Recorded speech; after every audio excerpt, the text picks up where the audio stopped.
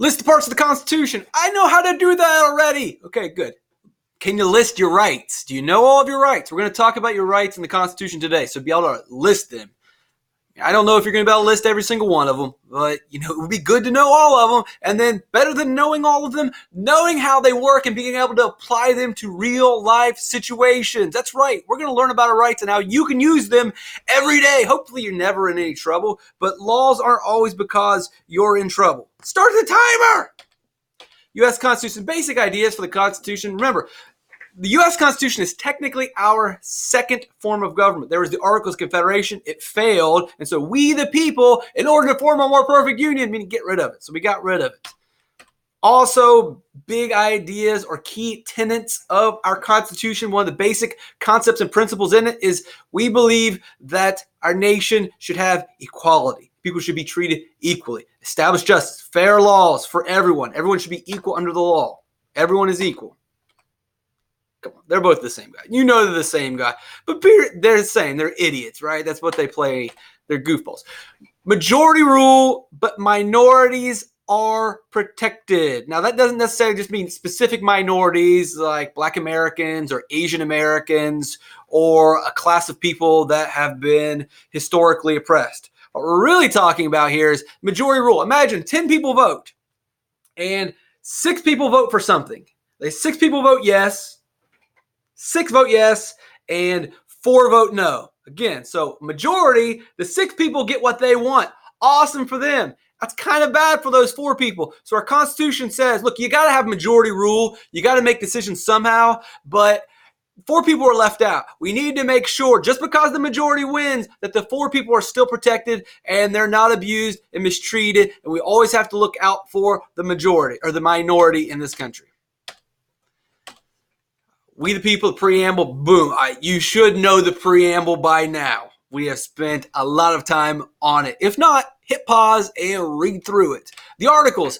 I'm not going to go through the articles. I know you, but you said we were going to talk about the articles in the next video. I lied because we're going to spend a whole unit on the articles. I'm a liar. I'm sorry. But we will spend an entire unit going over the articles. So have fun. Look forward to that one. Articles 1, 2, and 3 basically explain 1. Will be all about the legislative branch. We'll spend a lot of time on that. Article 2, all about the executive branch and the president. We'll spend a lot of time on that. And then Article 3 is the judicial branch, our court system, and we'll spend several days on that. No need to get into that now. Today we're going to talk about Amendments 1 through 10, basically, and then maybe we'll go through Amendments 11 through 20. Well, we're not going to go all through 11 through 27, but we'll get some of the key ones. But for the most part, in this video, we're focusing on Amendments 1 through 10. These are the first 10 changes. They all happen at the same time to the U.S. Constitution, and their specific job is to protect the rights of citizens. These 10 are referred to as the Bill of Rights. These are your main rights. These are the freedoms that you have that the government agrees to protect and not mess with. Remember we talk about negative liberty, free from coercion, free from government restriction. That's what these are. You get to do these things and the government's not going to mess with them. And we'll look at number 1 of the 10, which is Congress shall make no law respecting an establishment of religion or prohibiting the free exercise thereof, or abridging the freedom of speech or the press or the right of the people to peacefully assemble and to petition the government for redress of grievances. So this goes to that negative liberty idea that the government's not going to get in your way. They're not going to get involved. They're going to stay back because they see that the idea of liberty is a negative liberty, meaning that freedom of coercion. You're free and no one's going to mess with you. And so the government says they're not going to mess with your religion. They're not going to mess with your speech. They're not going to mess with your press, assembly, or petition. We'll talk about those in a second, but you have the freedom. They're called RAPS. If you're in a social studies class, we'll call them RAPS, R-A-P-P-S. You have the freedom of religion, assembly, press, petition, and speech. Now, technically, if you really want to get high level, this says Congress shall not. Doesn't mean that the state can't make laws that have to do with religion, assembly, press, petition, and speech, or that your local government can make a law that says, hey, you can't backtalk a cop. You're like, no, you have freedom. Well, technically, a lot of those laws are on the books because this just says Congress is not going to make laws that abridge or mess with your speech. It says Congress, not your state government. It doesn't say that your local government can. That's some high-level stuff. You really, for the most part, it's best just to assume that the government cannot mess with these specific freedoms. Again, I'm not going to go into religion. You know what that means. You can believe in what you want. It's not absolute. Remember, these freedoms are not absolute. Usually your freedoms run out or end or extend as far as or until they start to mess with other people's freedoms. So your freedoms, you're free to do whatever you want until your freedom messes with another person's freedom. What would be an example in freedom of religion? Well, what if your freedom of religion or your religion, you believed in human sacrifice? You say, well, I'm exercising my freedom of religion and the Congress shall make no law that interferes with my exercise of religion. And by exercising my religion, I need to sacrifice a human being to make God happy. Okay, but your freedom goes as far as it starts to mess with other people's freedom. So you're free until you start messing with someone else's freedom. And that other person's freedom is their right to live. You are killing them. Can't do that. So rights and freedoms are not absolute. You cannot do whatever you want. There are limits and restrictions on all rights and freedoms. Assembly, you have the right to gather in a crowd peacefully. The government will not mess with your protest until your protest gets violent. Then they step in, right? They're not absolute. You have so much freedom, and then there's a limit. You can't go any further. You start to rob people, and you won't rob people, but you fight people, you get violent, you break windows, you steal from people. If you're gathering, your mob of people turns into a mob. If you're peacefully protesting, not bothering anybody, not getting in the way of traffic, you're good to go. But once your rights start to interfere with other rights, that's the general rule. The press.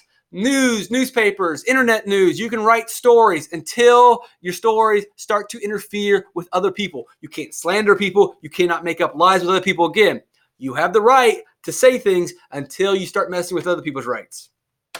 Petition. A petition is a formal request to the government. There is a formal request to the government by the state or by the nationalists in Texas. They wanted to request the government to start their own country. Texas wanted to leave the country. There was a formal request a couple years ago to start their own country. They're allowed to do it. That doesn't mean that they were given permission to do, or they were granted that freedom. And then obviously speech, I don't really need to explain that. But again, remember, you have the freedom of speech, but it only goes so far. You can say things until they interfere with other people's rights. And the line has changed throughout time. For the most part, for the history of the country, we never really believed that you could say whatever you want. That's kind of a new phenomenon. Even then, there are arguments over, okay, well, you can say something, but what if you cause harm to someone with the things that you say? Should that count or not? There's a lot of debates. The courts have had several court cases where they decide, no, you can't say that because you're bringing harm to someone. Or no, you can't say that because you're going to hurt a specific group of people. And the courts have said yes, and then the courts went back and said, no, they can say that. And it goes back and forth. That's one of the things. Just because these rights are written down, that I want to make sure you as a student understand that. These are the rights that are written down, but they change over time because America changes over time and the judges change their interpretation of what exactly those rights mean today. Yes, you have religion, assembly, press, and petition, and speech, but those rights, the definition of what those rights means have changed over time, and they will continue to change over time. Just simply reading the text to a judge or to a cop is probably not going to do you any good, because there have been thousands and thousands of documents based on court cases that now have redefined those. So you can recite this and they can say, yeah, well, did you read Sullivan versus the New York Times? Are you aware of that court case? So all of this changes and they fluctuate throughout time.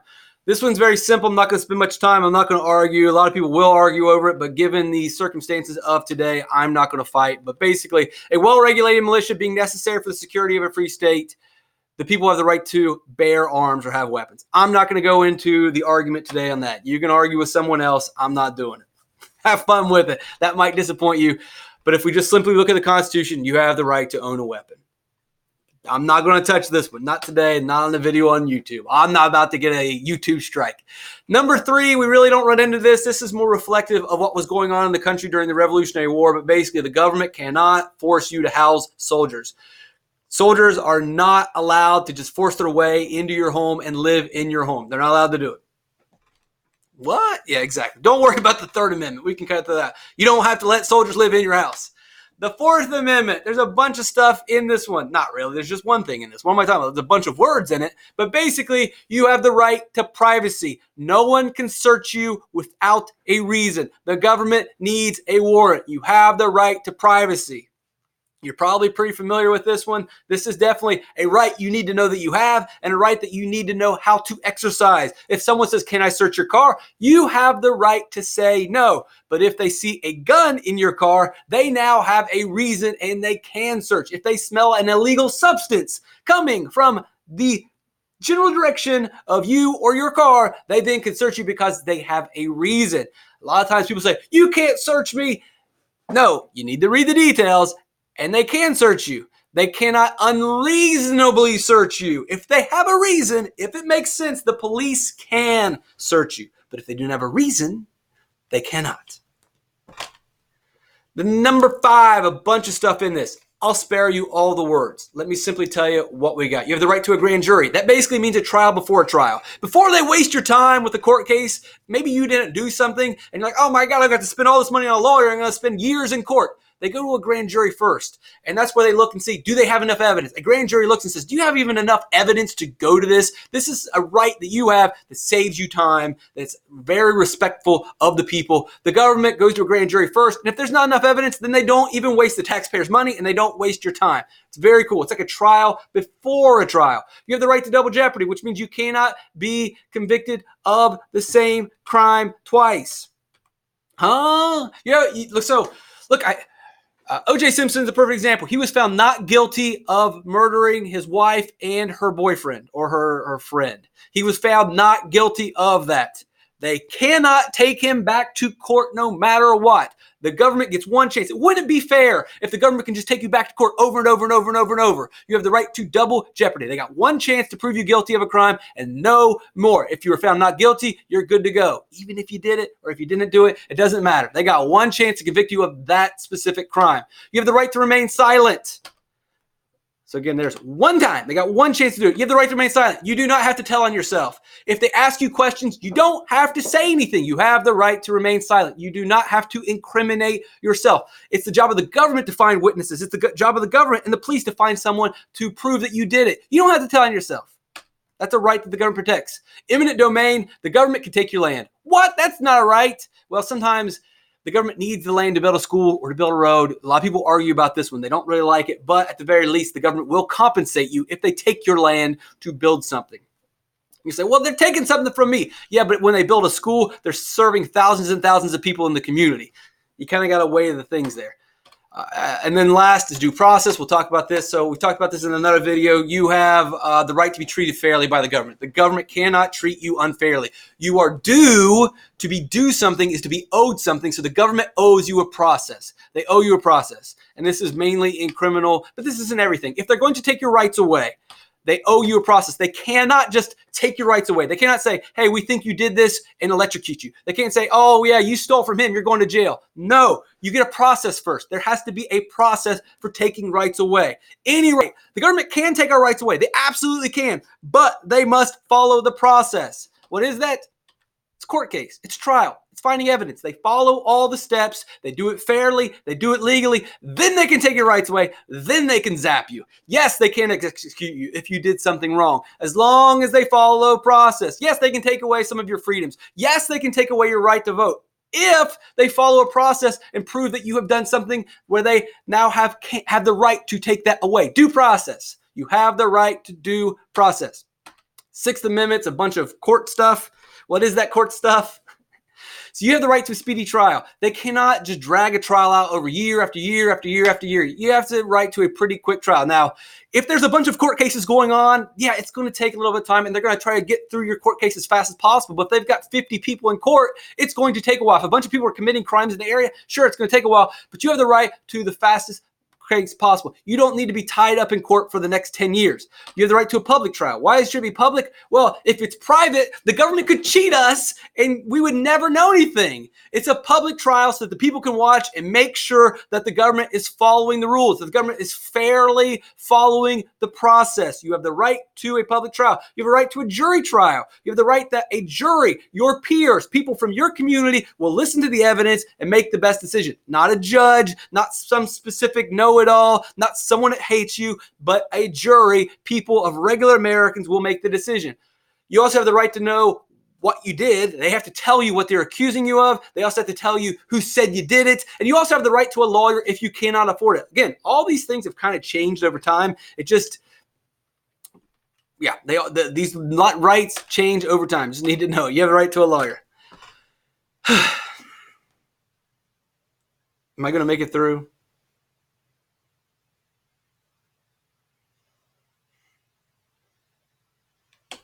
Yes. Spacing out right there. So you have the right to a civil case jury. So again, you can have a jury in a criminal case. You also have the right to a jury in a civil case. Civil case is a disagreement between two parties. There's no crime. This is like Judge Judy stuff. Now, when you watch Judge Judy, that's where Judge Judy makes the decision. You know, he stole from me or he didn't pay his bill. That's where Judge Judy will make the decision. No. A jury will make the decision. So imagine a case of Judge Judy, two people arguing, and a jury makes the decision. Number 8, you can't be tortured. Simple. Government cannot torture you. They cannot give you an excessive bail.